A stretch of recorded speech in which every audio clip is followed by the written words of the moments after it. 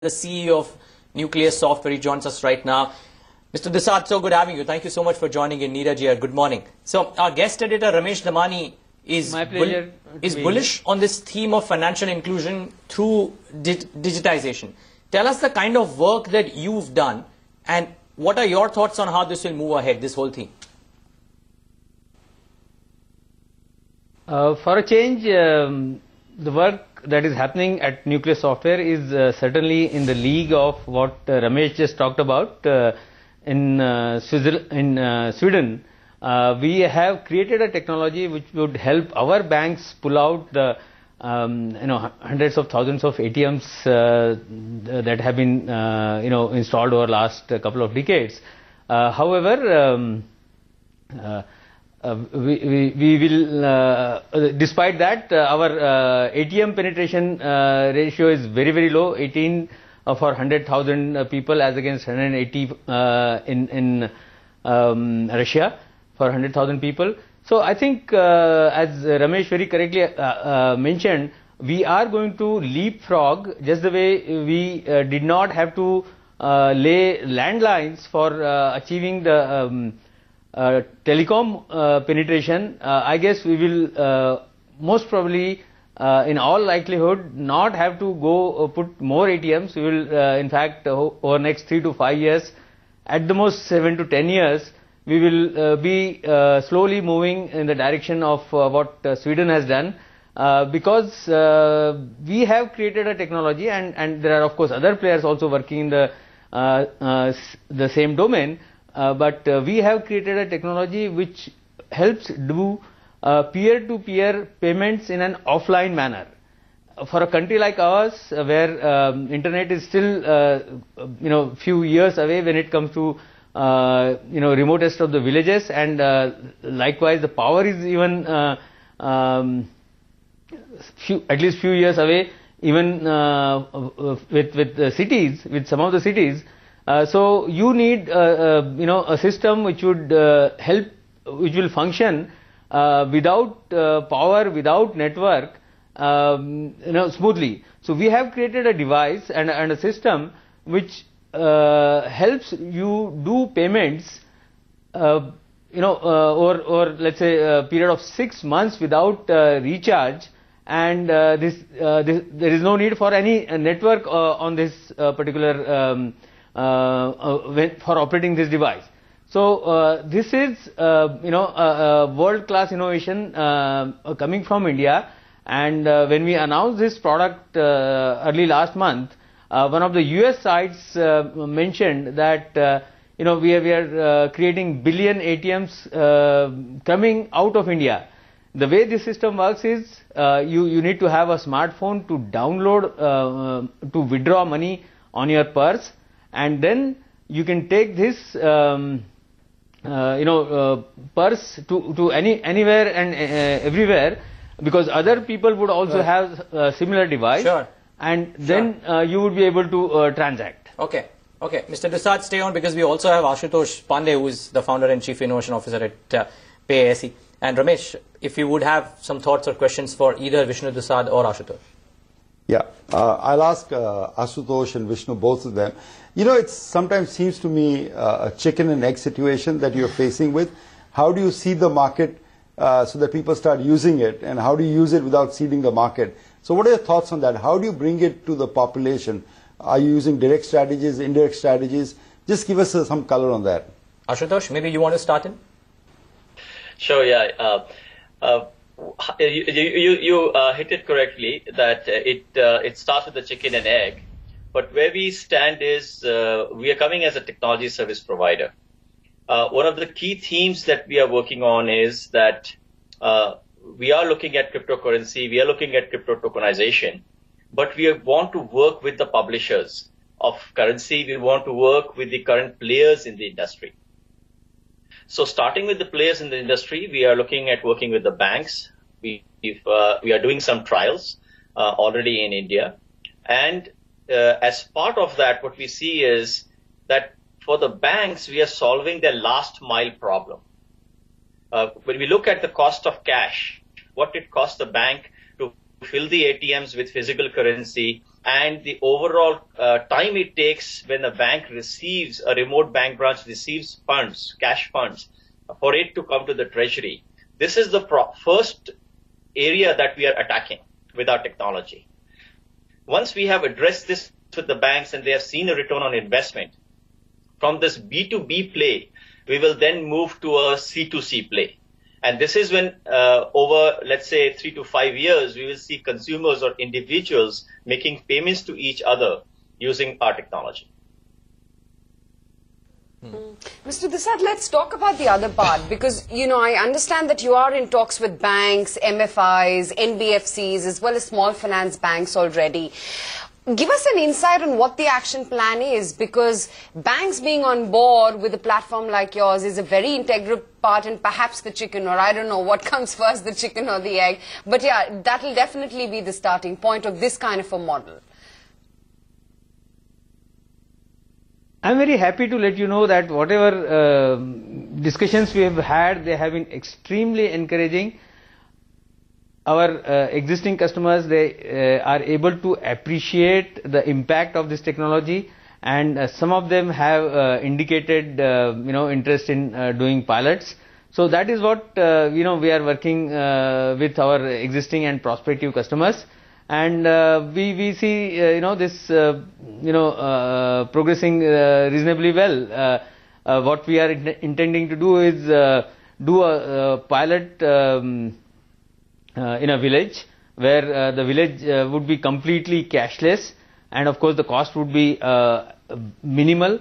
Once it is successful in a village, then we want to take it to few more villages and then move on to a complete tehsil. So anyone within that village or within that tehsil would not be required to have physical notes, will not be required to carry coins. They would have only either the cards or the device, and they would be able to manage their transactions, financial transactions very easily. They would be able to get direct benefit transfer that again Ramesh talked about, and onto their devices or onto their cards, and we would be able to make payments amongst each other. And as Ashutosh has mentioned, this is going to take anywhere from 3 to 5 years. But initial pilots we are going to start very soon, and we are reasonably confident that once the pilot is successful in a village and then in a tehsil, it will go to maybe a district. Which is the time we would initiate something similar in another state, another district, and that is how we visualize this rolling out across the country. Ashutosh, when it comes to this financial inclusion demand or the digital platform demand in India, there are two pockets. One, the government pocket, second, the private pocket. Private pocket is of course very welcoming. They want to adapt to technology and they're the first ones to adapt. But do you think this time around the demand and the adaptability actually will come from the government's side? The Prime Minister is committed to roll out things aggressively. The entire Aadhaar, Aadhaar has been a very big success, so to speak. Yes, so if you look at the directive or the direction that government is taking, they are really driving the JAM Trinity. And with Jandhan, almost about 20 crore accounts have been opened. If you look at Aadhaar, there's almost 1 billion accounts, Aadhaar IDs that have been created. The third part, which is the mobile, that is still missing in the piece. If you look at a mobile, the penetration of mobile percentage is almost around 23 to 25% in India. When you look at unique users, and even by the year 2020, you're looking at about a 52 to 55% penetration. This is a data that recently came out from GSM Association. So when you look at that level of penetration, what happens to the rest of the population? They still would need to do transactions. They still will be part of the economy. So it's how do you provide coverage to them? That is one angle that we see that this device enables. It's essentially a mobile for making payments. The analogy we'd like to give is that iPods or MP3 players were mobiles to carry music, and purse is a mobile to carry money. Yeah, so another benefit, of course, that the government wants from this is that the underground economy now gets tracked because it's electronic, everything is monitored and tracked, so it will be a huge movement in getting more up-to-date statistics on Indian spending, the Indian economy, won't it be? Yes, in fact, with this technology that we have developed, this is the first time in the world, I would say, that the cash that is in circulation can now be monitored. And when we talk about monitoring of the cash, it could be for monitoring from a taxation standpoint, from a gray market standpoint, but also it could be to say, okay, what is the actual movement of currency taking place? What are the things we can do possibly to increase the velocity of money? Because for GDP to grow, one of the key drivers is also velocity of money. And I think this technology will enable that. Okay.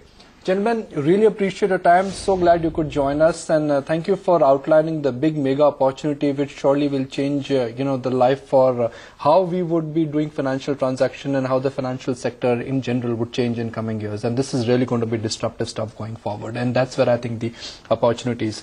Ramesh, I'm going to turn the tables and talk about what a classic investor always reminds us. Classic investors always say, don't go for companies which are disruptive, don't go for companies which change, focus on companies which may not change. That's come from Buffett, that's come from Lynch, and I remember reading somewhere even Bezos has said that we're focusing on what will not change. Right. You're advising, or you're focusing on an area which is going to change. Yeah, that's a good point. I'm thinking myself now, what am I doing here? We applaud innovation, we applaud research, but you invest in shorter returns. Exactly. But these companies are still so cheap. I mean, they're Nucleus, for example, I'm not recommending it. For example, has a services business that spins along, so you're getting the tag along rights for free. So all these companies, the problem with, say, the e-commerce companies, when you looked at them, they're so expensive and they're loss-making, so you couldn't find value there. But you found value in the, the media, logistics, packaging space. Same way, you're not finding, you're not being able to pay directly through, the big banks or anything.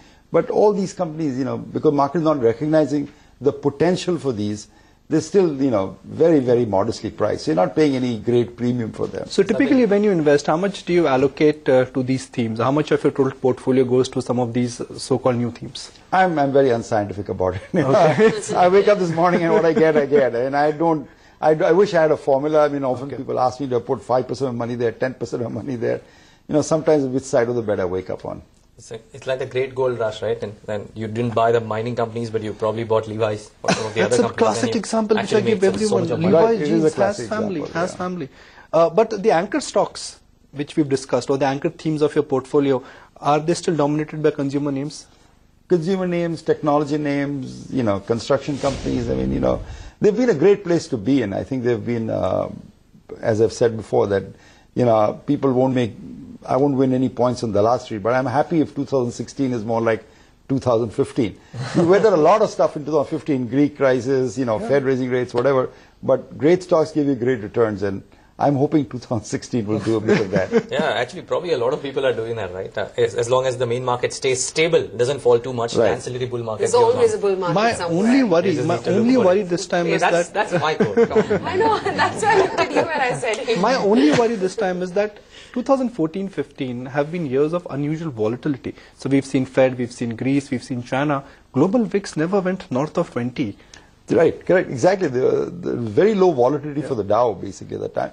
The minute Fed started spike rates, volatility is increased. We're getting back to the normal volatility. That's what we think is the end of the world. But that's been the volatility historically associated with stock markets, which was absent in 2014-15. Well, let's just hope 2016 is a better year than 2015, whichever dimension you are investing in. But Ramesh Damani's big theme is still how to play, or how to analyze, try and analyze who benefits from this whole digitalization theme. Remember, none of these are recommendations. These are merely thoughts and ideas that are being exchanged. One such company which is also doing some exemplary work, I believe, is HCL Info. And they don't normally talk, but they made an exception this time. Prem Kumar Seshadri, Executive Vice Chairman and MD of HCL Info Systems Johnson, to speak about this theme as well.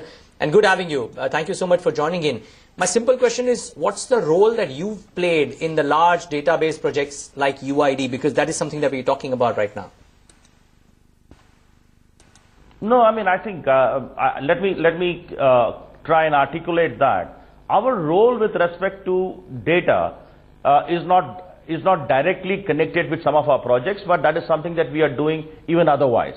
But just to give you a context of the work that we have been doing in the area of identity management,